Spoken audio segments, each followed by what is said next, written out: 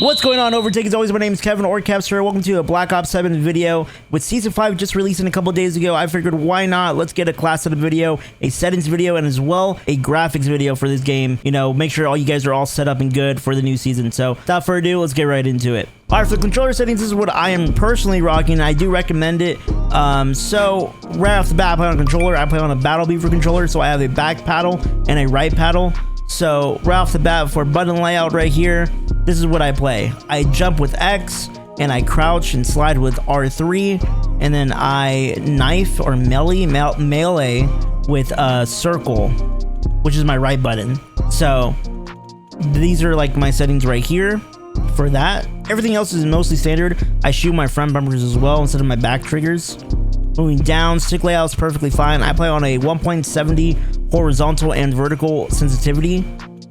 Moving down, I play with no vibration. I think that's where it is. Yeah, right here, no vibration. And then for my dead zones, which is I think is the most important thing in a controller, depending on what type of controller you have. On the controller that I have personally, I have a TMR stick on my controller, so I already have the anti-dead zone or the anti-stick drift. So I definitely recommend going for the right stick minimum to be at around like 1 to 3 or 4. I play on 3 personally, and then my left stick minimum is at a 1, my left stick max is at a 70 or a 75. You can put it at a 75, depends on what you prefer. I usually have mine around 70, and then the rest are at 99, and then I don't have anything for my left trigger or my right trigger because I don't use those triggers anyways. So moving along to aiming, going down to aiming's advanced settings, I use instant, assist, and dynamic for my aim settings and my aim assist settings. For sensitive per zoom, I have this completely off. I know if you're sniping, if you guys are sniping in here, I definitely recommend turning these on and adjusting them as you will, but I only play comp, so I don't really use that anyways. Moving along to movement. Now, sprint assist, make sure you press square. Set this to 0 assist delay, or you can set it to 1. I have it set to 0 though. And then on for backwards and sideways sprint assist. Mantle assist is going to be off. All of these are off. Moving down to corner slice now. I'm an OG player. I like the OG feel, but depending on, you know, whether I forget to turn the setting on or off, I either have this on or off. I usually have it off though. It doesn't really make much of a difference, but it's there, so I have it off. Going down to automatic airborne mantle, I have that set to off. Going all the way down so you could actually adjust that. I go to movement and advanced settings and make sure the ground mantle is off. And then I also play on double tap for tactical sprint activation, even though there's no tactical sprint in this game. All right, moving on to our graphic settings. These are essentially my graphics and my settings right here. I'm just gonna go through these pretty slow here, so you guys can, you know, it's pause if you guys need to and everything. But a good tip I recommend is setting your menu custom frame rate limit and your out of focus custom frame rate limit to 60, mainly because, you know, if you have that set to like 120 or whatever the hell it's going to be, you're using more of your GPU processing than it needs to, especially when you're in the main menus. There's no point for that. VSync and VSync gameplay menus are both off for gameplay and menus, just because you want the least amount of input delay as possible, and that's what gives you that. Moving on to nvidia reflex low latency. Now this is kind of just personal preference and to what computer you're using. You know, if you're, you know, you have a high-end PC or like a medium-end PC, you would want on plus boost. It just feels better, and you know, it just depends on your benchmark as well. We could go into that into a whole different video, but yeah, I just recommend on plus boost. You'll get more frames, trust. Moving down towards quality presets and all this.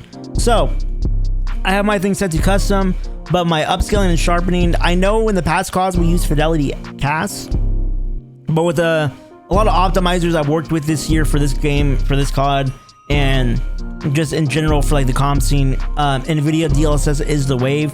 Press square though, make sure it's set to ultra performance, 100% for sharpness, or 75, you know, 70 through 100 I recommend. And then make sure, and this is the most important part right here, nvidia DLSS mode or model is set to transformer. You'll get the best possible frames possible ever. AMD MSR frame regeneration, you can set this to on or off. If you set it to on though, just be aware there's some input delay, so I wouldn't recommend it. I have mine set to off. VRAM scale, I bumped that thing all the way to 90 or 80 is usually where you want it to be at, but I have it up to 90. It's where my optimization guy said to put it to. And for settings and like, you know, other textures and all that, I have it set to all the way low. Everything's low. Bullet impacts are on just because I like to see my my recoil pattern whenever I practice guns. But persistent effects is off. Shadow quality is low. On-demand texture streaming. Now, here's another important little feature right here. You would want to make sure this is allocated texture pack set to 16. Make sure download limits is on, and make sure daily download limit is set to 1 gigabyte. This gives you the least amount of packet burst or packet delay or anything like that, internet delay possible. So I definitely recommend that. Make sure it's set to minimal as always. Moving down to in-game video quality. I don't really see much of a difference. You know, I have mine set to high, and I don't really have any experience or any performance impact on that. Everything shadow quality, shadow and lighting. I have it set all to low, environment all low, and that's basically it for FOV here. Now, this is all personal preference. I play competitively. I play in, you know, ranked play a lot and all that. I definitely recommend setting this to 98 through like 105 maybe. I've been playing on 98 since like MW3 though. So I don't know, something I preferred. I've always preferred. Make sure your ADS field of view set to affected, and make sure it set your weapon field of view set to wide. And then for down here, for the least amount of motion blur or movement, and you know, grenades and everything flying around, concussions and everything. You know, some people get, you know, like eye sickness and all that. World motion blur is off, weapon motion blur is off, and then for that, you know, the sickness and all that, I make sure to set my first person camera movement to least 50%, as well as third person camera movement for at least 50%, even though the third person mode is not really in this game, at least not prominently in this game, so just a thing to keep in mind there. Moving down to audio quality. All right, so I have a Galex XLR, so it is a lot higher in my earbuds than it is in game, so that's why I have set mine set to lower. But the most important thing here that I want to show you guys is the audio mix. You want to make sure it's set to Sucker Punch or Headphone Bass Boost. Either one of these two will work perfectly fine. I personally like Sucker Punch, it feels better. And then the most important thing here in the settings is configure frequency test, or latent, what is this called? Yeah, frequency intensity. So you can copy these settings. There's going to be the same thing for the left, same thing's going to be for the right. It's an exact copy. So be sure to copy that, and here we go. So 40, 40, 10, 5, negative 5, negative 5, negative 20, negative 40. Same thing with right here, 40, 40, 10, 5, negative 5, negative 5, negative 20, negative 40. So make sure to pause it, you know, copy those settings. I promise you'll hear literally everything in your ears. You'll literally hear when people reload their guns or when they swap to a knife. It's insane. It really comes in clutch. Moving down to functionality right here in the audio settings, hit marker preset. So right here, I'm not gonna lie. I have a bit of a placebo effect in my head where I feel like classic. It depends on the day, if I'm being honest. It really depends on the day if default or classic just feels better to shoot on or what. But lately it's been classic, and you know, I'll switch it up between the two.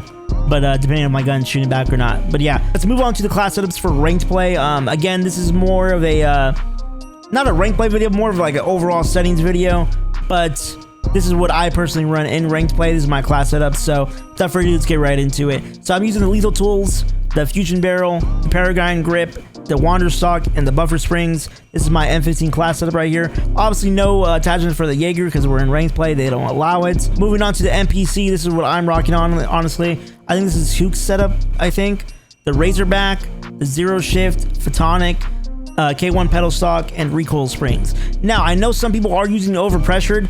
I will say, overpressured kind of does slap. You can mess around with it, see if it works for you, see if it doesn't work for you, you know. Let me know down in the comments below. But that is it for today's video. If you guys have been enjoying the content, have been enjoying the vibes, please give us a like and a subscribe. It would greatly help us out on the channel of Overtake. And if you guys have not checked out our last video, it's going to be right above me right here. And I'll catch you guys in the next one. Peace out. And this is Overtake Kev signing off.